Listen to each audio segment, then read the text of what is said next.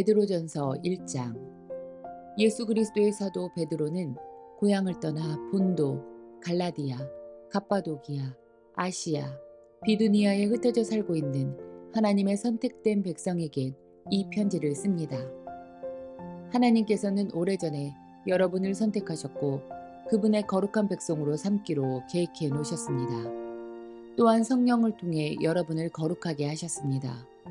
하나님께서는 여러분이 그분께 순종하고 예수 그리스도의 피로 깨끗해지기를 원하십니다.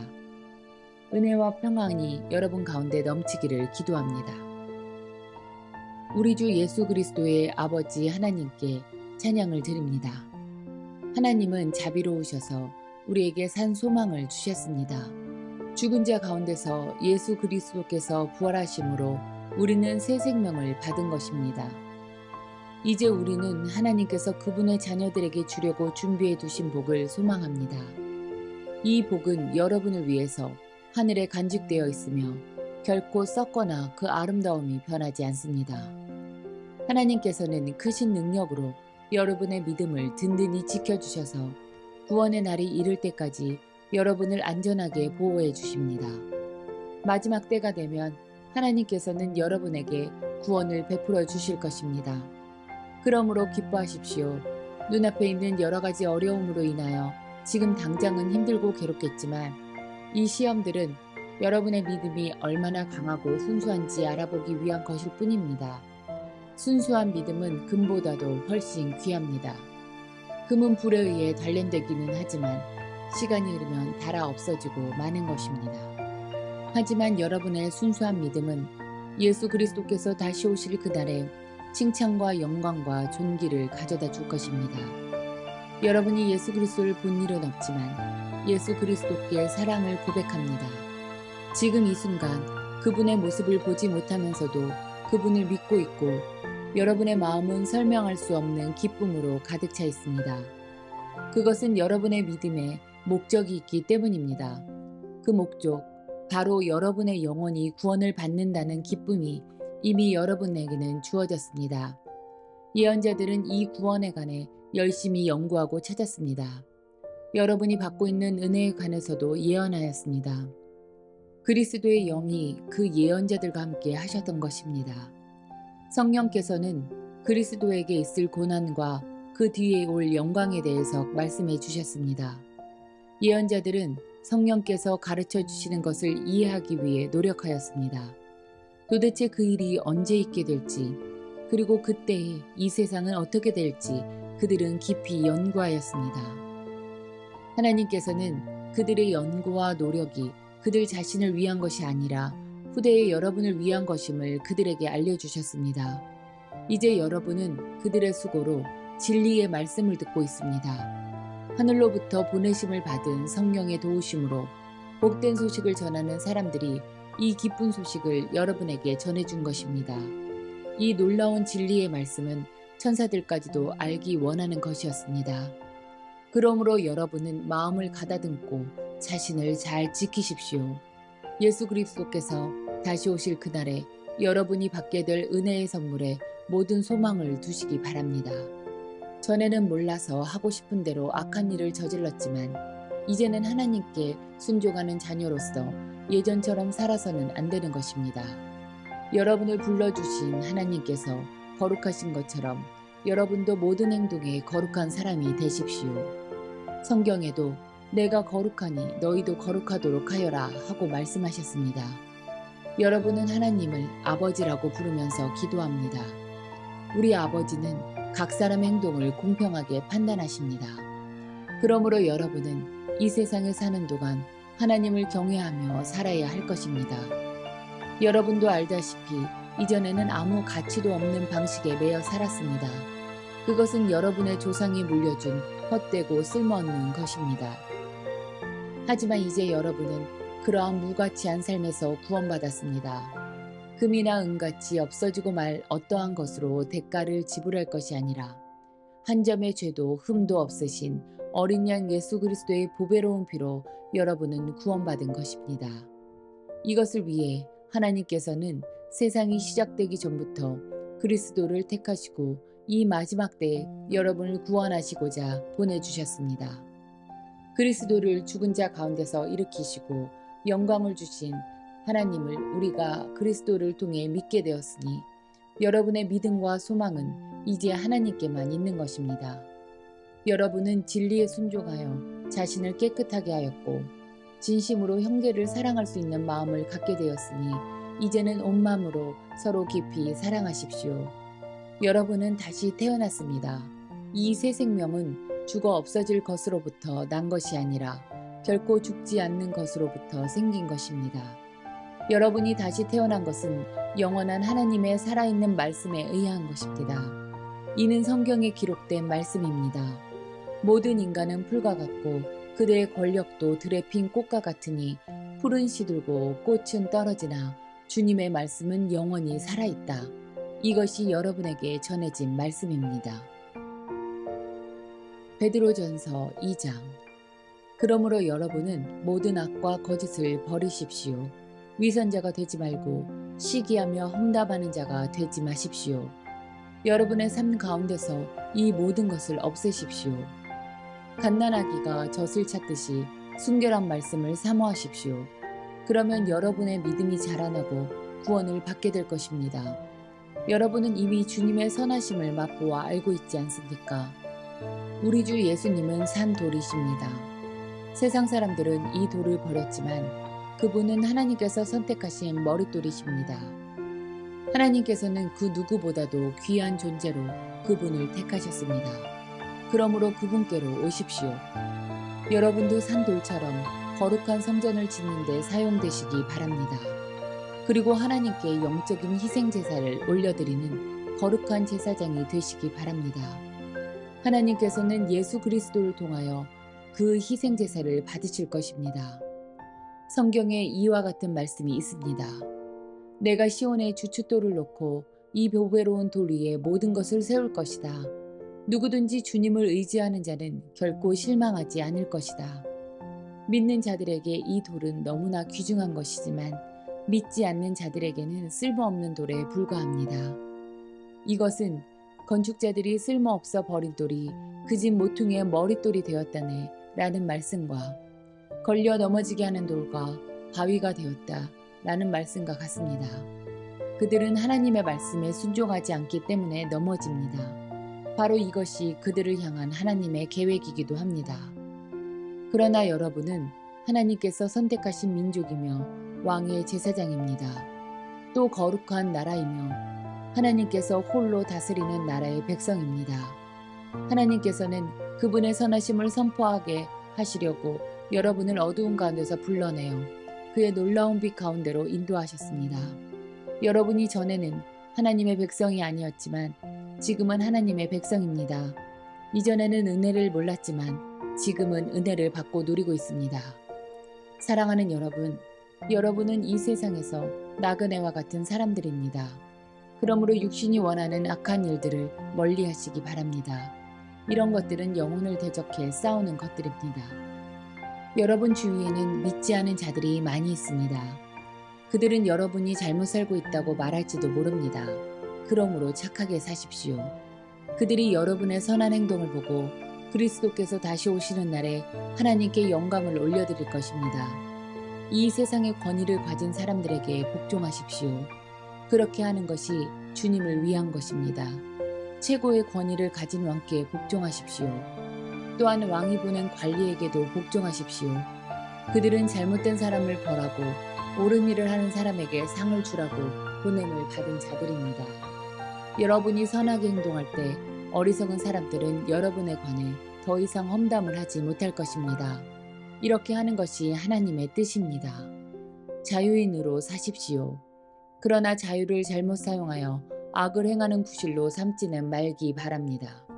하나님을 섬기는 자로 생활하십시오. 모든 사람을 존중하고 하나님 안에서 형제 자매를 사랑하며 하나님을 두려워하고 왕을 존경하십시오. 하인들이여, 주인을 존경하고 그 권위에 복종하십시오. 선하고 친절한 주인에게만 아니라 악하고 나쁜 주인에게도 복종하십시오. 아무런 잘못이 없는데도 억울하게 벌을 받을 수 있습니다. 그때 하나님을 생각하고 말없이 참는다면 하나님은 그런 그를 기뻐하실 것입니다. 만약 잘못한 일로 벌을 받는다면 그것을 참는다고 칭찬받을 이유가 없는 것입니다. 여러분이 선한 일을 하고 고난을 받을 때 인내할 수 있다면 그것은 하나님 보시기에 참으로 아름다운 일이 됩니다.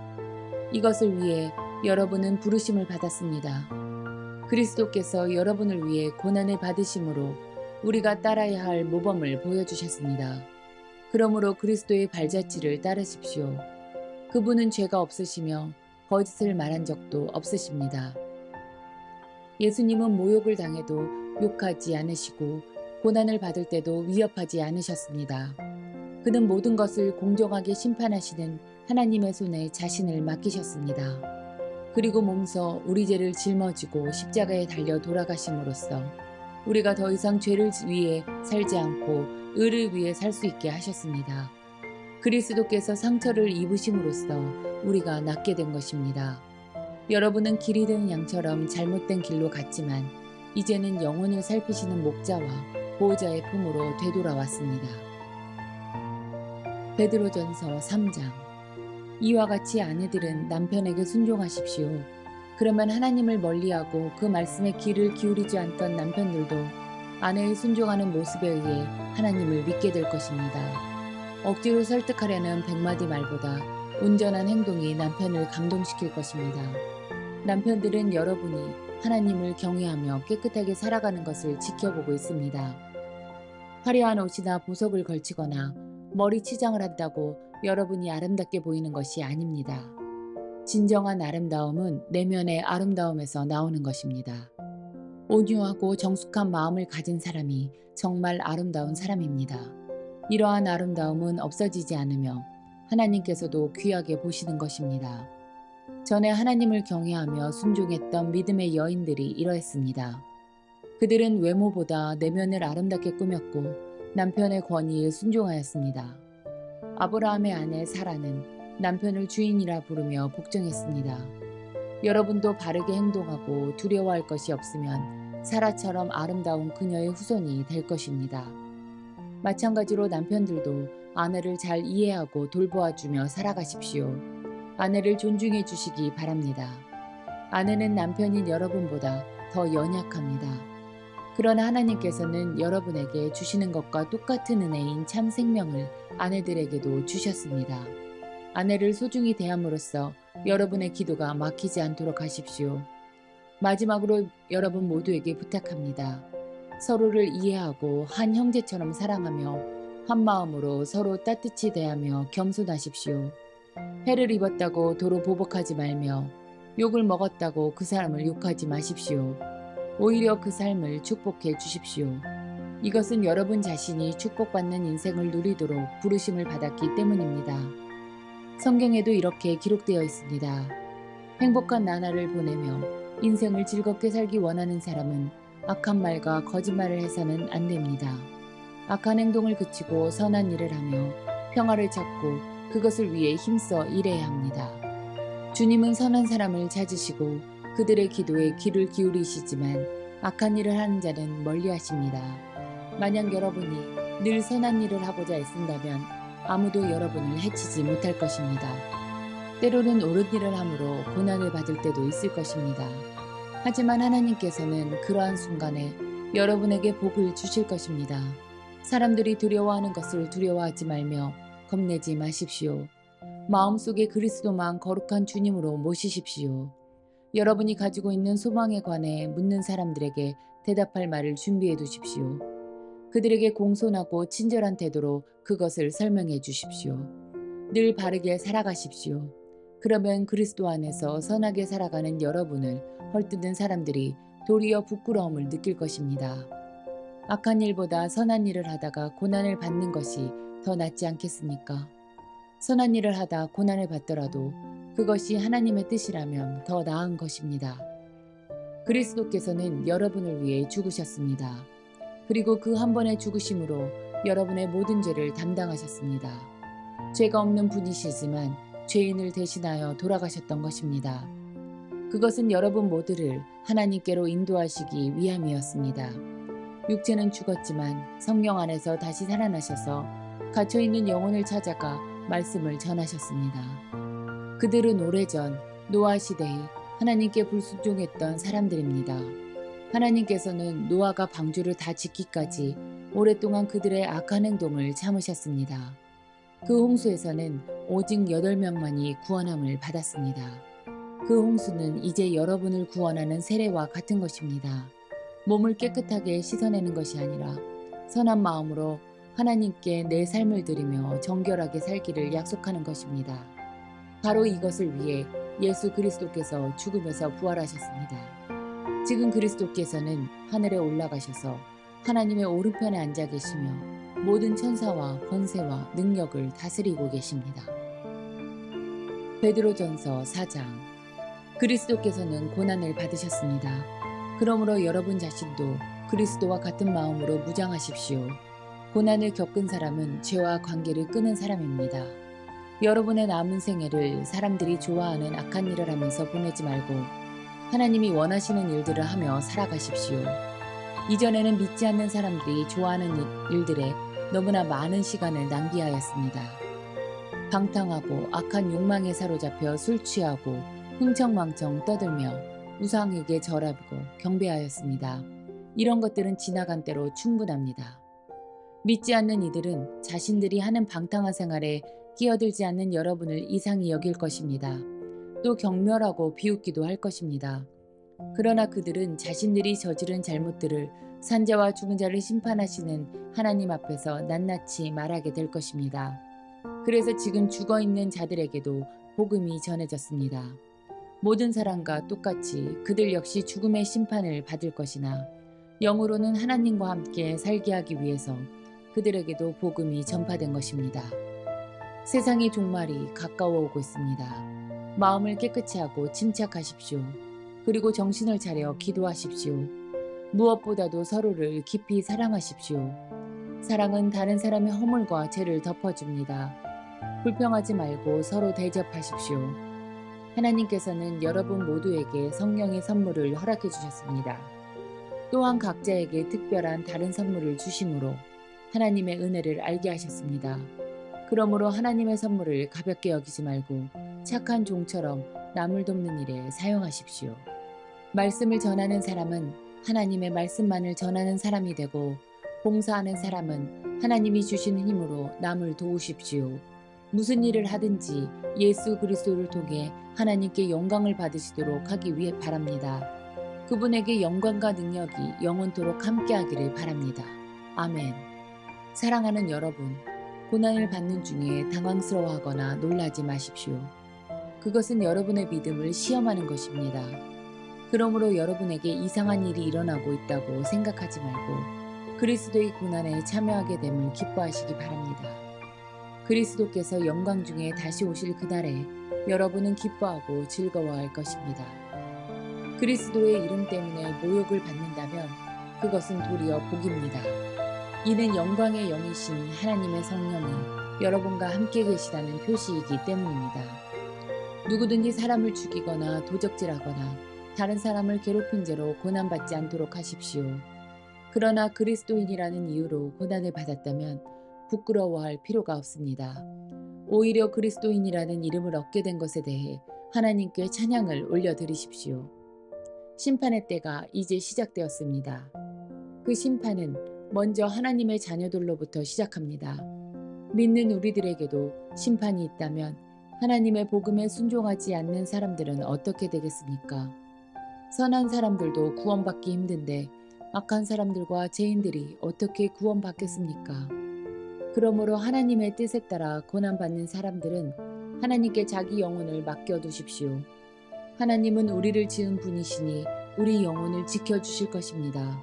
흔들리지 말고 옳은 일에 계속 힘쓰시기 바랍니다.